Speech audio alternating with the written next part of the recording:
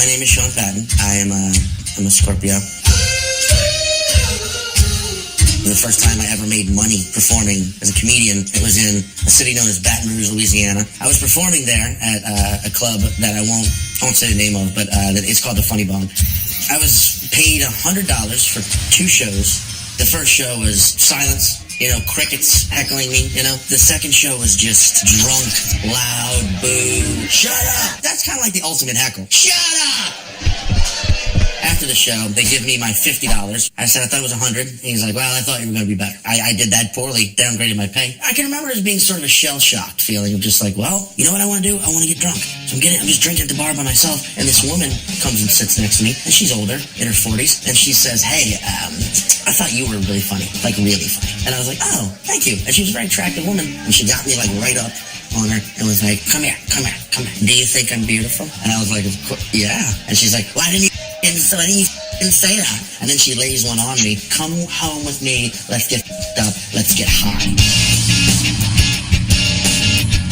Cut to her and I in my car now, going back to her place. Baton Rouge is a very rich city. There's a lot of gated subdivisions in Baton Rouge. So we get to her gated subdivision, and you got to type a code in to open the gate. And she's like, it's 4196. And I type that in, and it gives me like a and she's like, no, I'm sorry, 4916. No, it's 49116. No.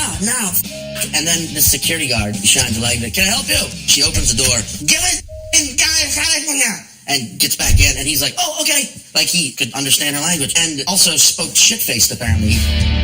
We drive in, and her house was this, like, mansion. There's no way to describe it. And we get into this house, and it looks like someone broke in and just threw a party. Completely trashed. The first thing I saw, an empty pizza box with a bunch of the bricks of ramen noodles. Just a bunch of those in a pizza box. The fridge, or refrigerator, had been drug out. It was no longer in the kitchen. It was now in the foyer, laying on its side, open, and it was on. And it was full of trash. That one I remember thinking, like, someone's with me. That's not how you recycle. And then we go into, like, the bar, and she said, I'm going to make you a drink. And I said, jokingly, I will have a Grey Goose and Jameson. And she fucking made it. Just was like, okay. Boom, no ice. I was like, well, this is the most expensive thing I've ever held. And we go into the living room. We sit down for a second. She's like, I want to show you me performing. And at first I was like, yeah, okay, cool. And she disappears for a second. And I'm thinking, oh, she's going to come out scantily clad. Nope, she comes back with a VCR. Can you hook it up? Because I want you to see what's on the tape. Okay, on the VCR. Sure, I can, yes. Then she says, oh, and let's get high. And she disappears again for a second. VCR, very easy. Bam, it's in there. Sort of press play. It comes up right away. It is her, very young, acting in a play. And then she comes and sits back down. She's got a pipe now. She's ready to get high. She's like, yeah, watch. I want you to see. I'm a fucking actress. I was a little disappointed. I was like, oh, okay, I'm going to watch a play you were in, and this, all right. And then she lights up the bowl, starts puffing, and that's when I noticed, like, oh, that's not weed. Smoked a lot of weed. It's definitely not opium. I've even smoked opium. That is crack. It fits the description of crack. It is a rock, and it has that sweet tinny smell that you hear about. Passes me this crack pipe, and I just sort of take it and just let it drift over, hold on to it for a second. I make a sound, and then I just gonna hold my breath, and then I slowly pass it back to her, and she just kind of grabs it. I was now afraid, and she's clearly up after that first hit. Then what we're watching on TV sort of goes, and then it pops back up, and it's her close up on her face. She's laid out on like a deck or something. Camera pulls back slow more, and she's topless, smiling, and I'm looking at her like, your breasts are on the screen, but you don't care because you're high on crack. And then it backs away more to reveal her laying fully nude with a Roman candle. Now, I wish I could tell you it was in her hand, but it wasn't. That Roman candle was in her vagina. Not the wrong way. The business end was facing outward, It wasn't a crazy suicide attempt on video. And whoever was holding the camera, the DP of that shoot, he reached down and lit the Roman candle. So this thing starts firing, and this guy's just filming it, laughing his ass off. And then he pans over real quick, and you see about 4 people all wearing Casper the Friendly Ghost costumes, dodging the blasts. Woo! All right, I think I can leave now. And I did. Set the drink down. She was completely head bobbing, high out of her mind. I was like, yeah, bye. I'm getting out of there. Headlights. I see headlights as I'm getting to the foyer, and I hear, the opening and slamming the door. I'm frozen. I'm like, should I hide? Who enters is It was almost like a casting agency sent a husband. Jacket slung over the sling, wedding ring, right there, briefcase, tie undone. Like, that guy opens the door, and I'm just sort of standing there, and he gives me this look like he's been through this before. And as that happens, I get punched in the back of the head real goddamn hard. Bam! And I turn around, and I catch a second punch right in the face. I go, oh shit! And it's her. And she's unloading on me now, like, you mother! Suddenly this guy's got her and he's restraining her. He's like, Deirdre, which was like, oh, Deirdre. I never got your name, but Deirdre, come here. And to me, he starts doing this sound. And I'm like, okay? He says, tell me your name. No. He's like, stay put. Comes back with a checkbook and he's writing. He's like, just tell me your goddamn name. And I was like, okay. Tell him my name. Writes a check. He says, you get the out of here. And you never talk about this, and I don't ever want to see you again. And I was like, all right. And I got in my car, drove the hour and a half back to New Orleans. The next morning I woke up and cashed that check. I made $50 bombing in front of dumb idiot Baton Rouge people, but I made $500 to basically never tell this story.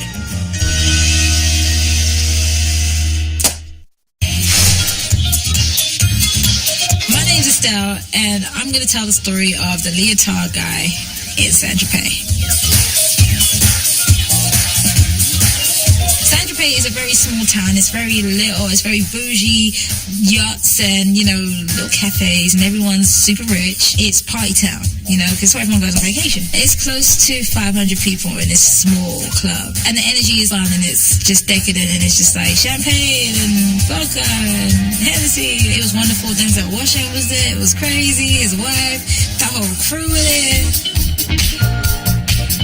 There's a man standing outside who's wearing a unitard. Like, it's cut up here, unitard, right? And he's like 70-something. They start explaining to me, well, this guy is like, he's cool. He's like one of the scene. He's on the scene. This is what he does every performance. And I'm like, cool, all right, straight. So I go and sing my songs. I get on stage and I perform. And the crowd's drunk as hell, so it's easy. I get to start singing American Boy, and I look to my right, and Unitard's on stage with me. And Unitard is hitting it out the books.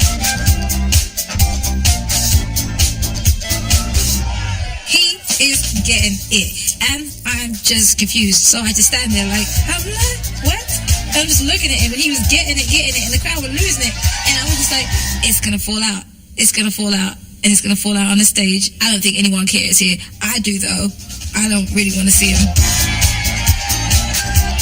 I just kind of carried on with it, and I was just singing along with him. It's just the freakiest part was just like he was very comfortable in the space of being in a unitard, and everything was hanging low. And he's 70, so that's slightly longer in the balls.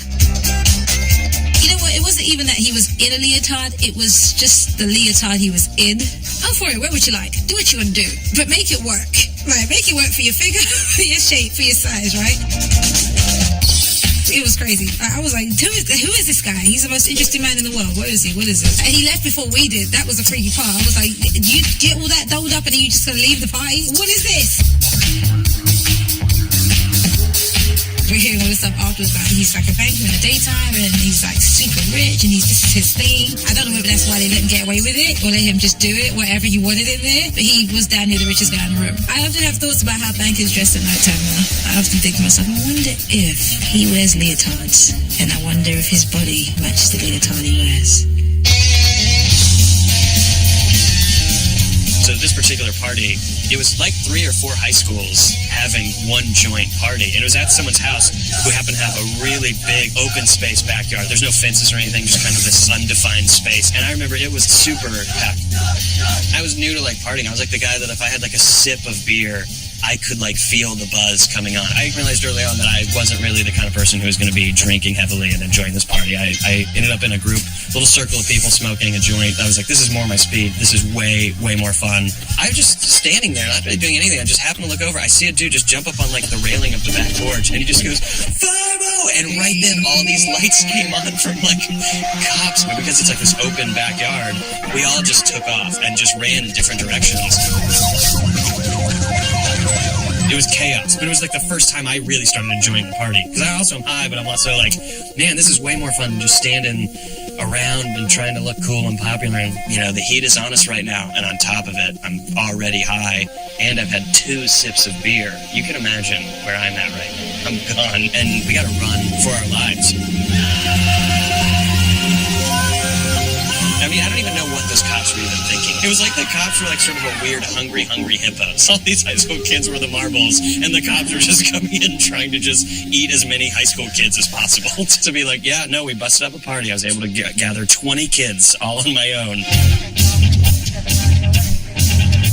We felt like renegades teaming up, like, all right, who's with us? Who's down? Who was shot? Is anyone dead? Me and my friends got adrenaline pumping through our bodies, coming up with signals to yell out. You see a cop, it's 2 hoots as an owl. If you think you saw a cop and then you later realize it's not a cop, do sort of a sparrow type sound, do a rooster crow at some point. When we're like hiding behind cars and climbing like into trees, you almost want to like grab dirt and start like putting it on your face and just camo up, be like, 5-0's here, dude. The 5-0's is here. You gotta get some bark taped to your skin and you gotta climb into a tree. You gotta become a chameleon right now, because if they arrest you, you are gonna have to call your parents. You're gonna have to call your parents, and your parents are gonna have to pay what could be a $100 fine. So you better be willing to shed some blood and tears.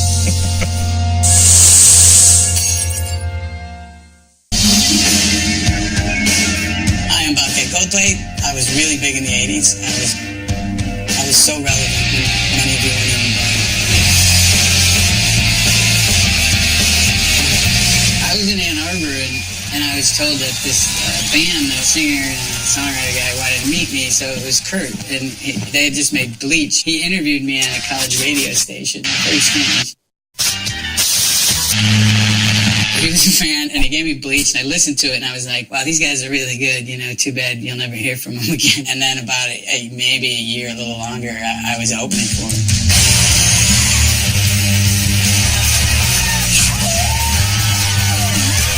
But I was open for him because Kurt had heard that I did dates with Cheap Trick.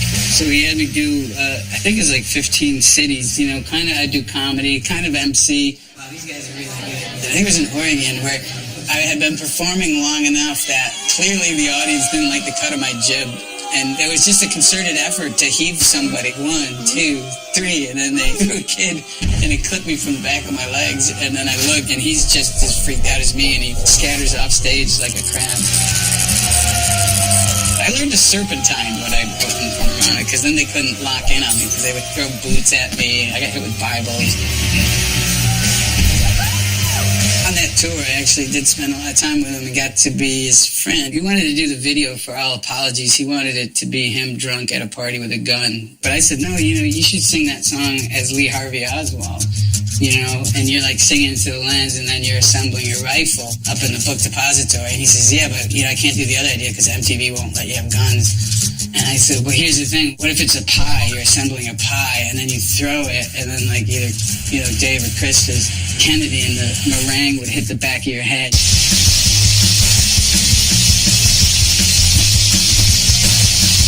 He's like, yeah, that's a really good idea. And then the manager said, you two don't get to travel together anymore. On that tour, I'd be the one that would knock on his door to get him to go do the show. You know, Elvis had his chimp Scatter. You man, I'm tired of being Scatter, cheering you up. I said, why don't you call Pauly Shore?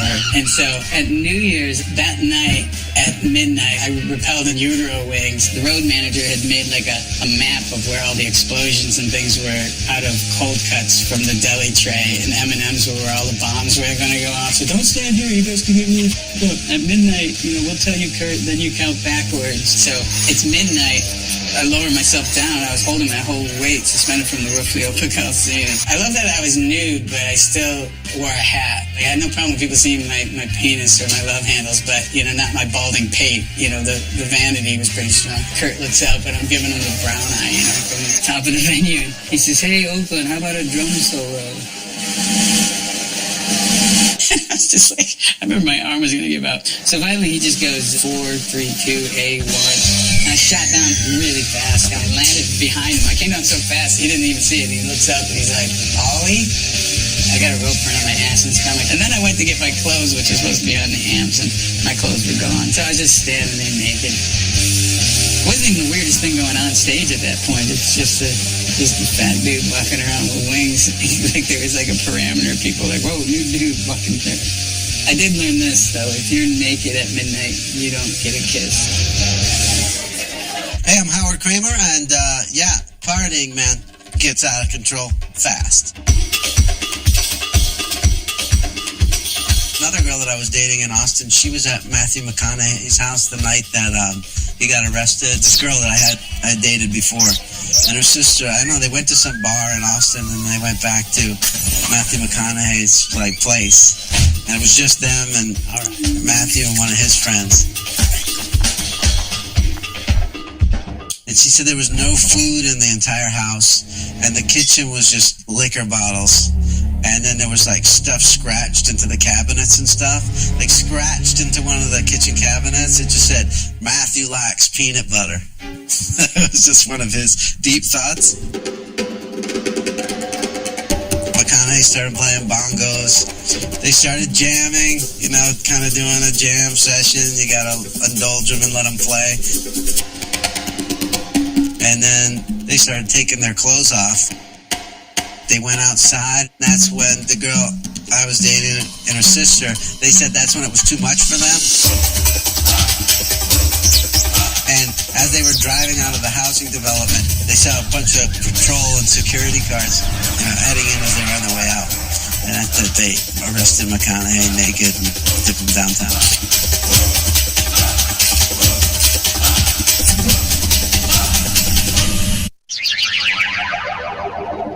Hey, this is Krayshawn, and this is my story about crashing the frat parties.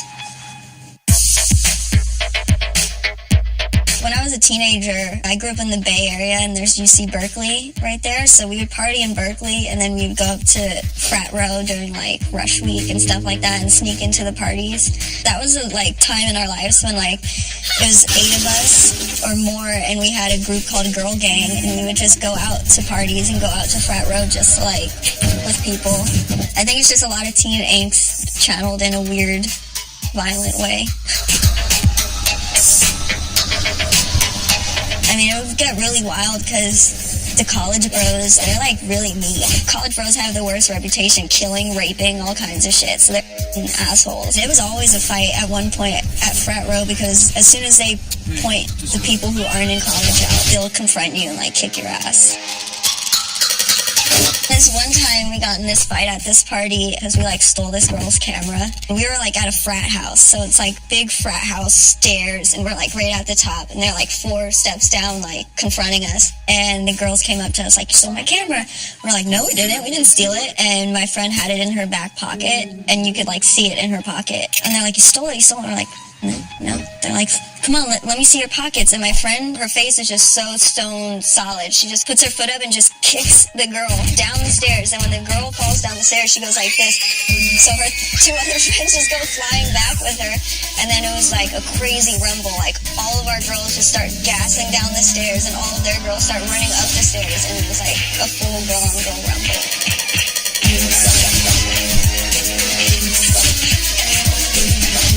It had to be 8 versus 8 or something crazy like that. It was so tight.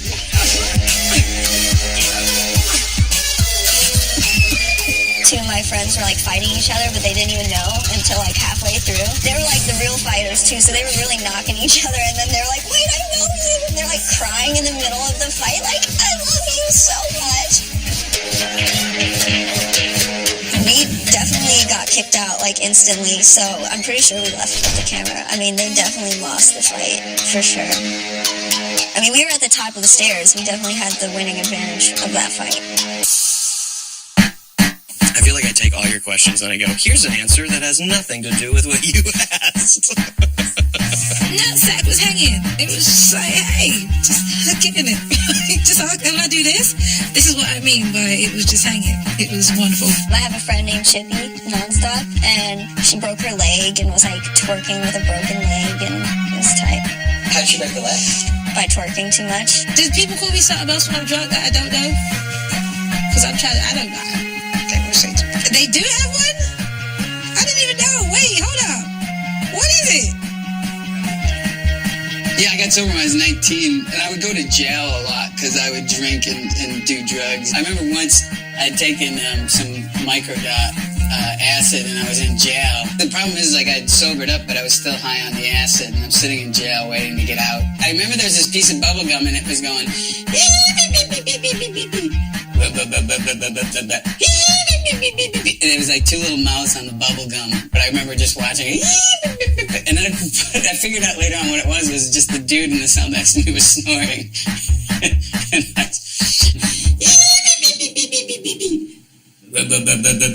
I